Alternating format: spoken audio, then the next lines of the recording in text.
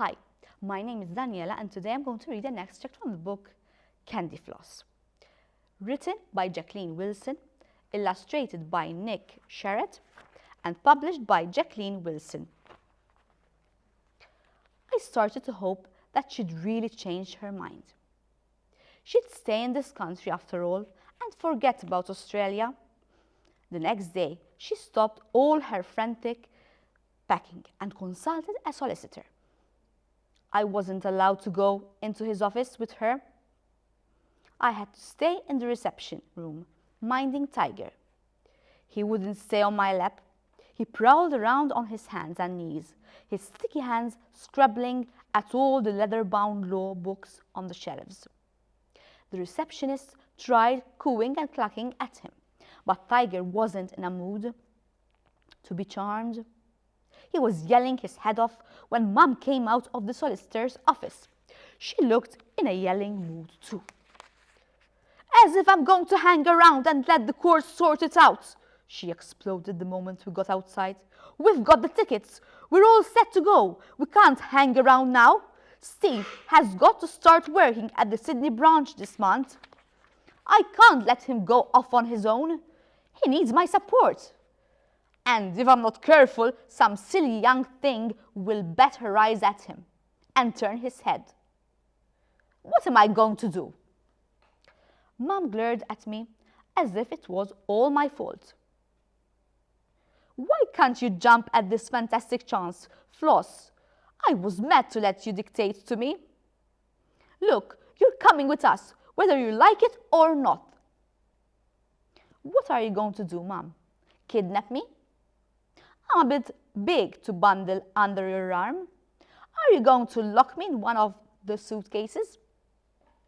"Stop being so cheeky," Mum said, giving me a shake. "Well, you stop bossing me about.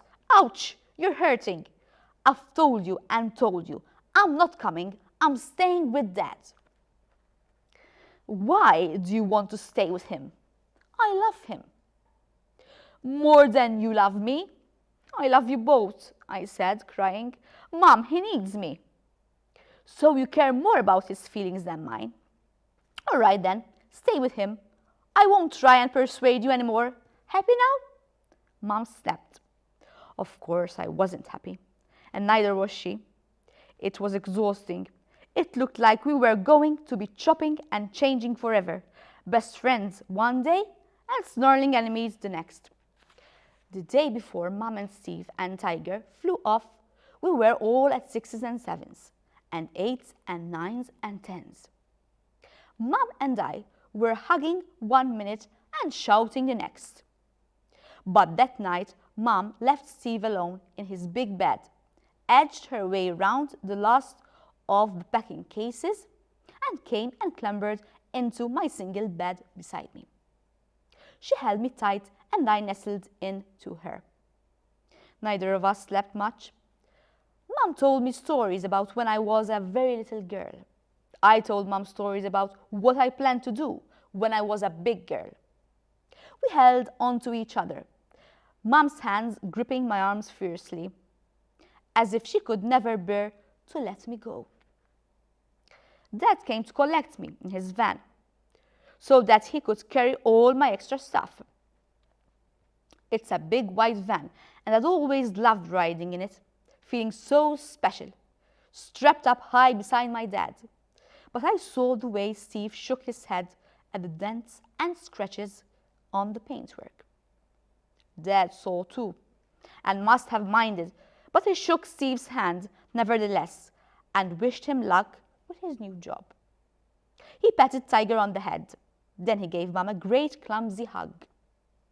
"Let's stay friends, Sal. I swear I'll take the greatest care of our Floss. You enjoy Australia and your new life, but don't forget to come back home, babe." Mum always twitched with irritation when Dad called her babe, but now she sniffled tearfully and gave him a big hug back. I held my breath as my parents embraced. Maybe now, at the very, very last minute, they would realize that they really loved each other after all. Then Mum moved away and the movement was over. It was our turn to hug, Mum and me. We hugged and hugged and hugged. It hurt so much. It seemed like I was making the biggest mistake of my life. I want you to have this, Floss, said Mum, handing me an envelope. It's an open airline ticket to Sydney. You can use it anytime in the next 6 months. It will be strange traveling such a long way on your own, but the stewardess will look after you. Or, of course, you can change your mind now and come with us after all. I wanted to cling to Mum and say yes, yes, yes. But I saw Dad's face. He was nodding and trying to smile. So do you think Floss changed her mind and went to Australia with her mum? And what would you do if you had such a proposal? Would you leave everything behind and go to Australia for good?